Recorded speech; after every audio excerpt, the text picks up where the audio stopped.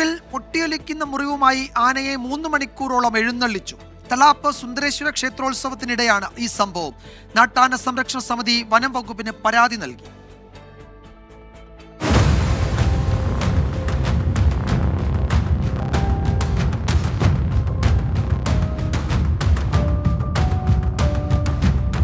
ഒറ്റവാക്കിൽ പറഞ്ഞാൽ ഒരു മിണ്ടാപ്രാണിയോട് കാണിക്കുന്ന കൊടും ക്രൂരത.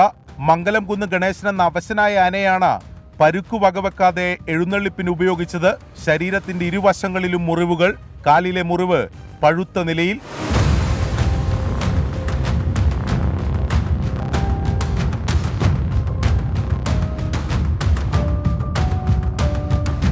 നടക്കാൻ പോലും ബുദ്ധിമുട്ടുന്ന ആനയെ 3 മണിക്കൂറോളം എഴുന്നള്ളിച്ചു.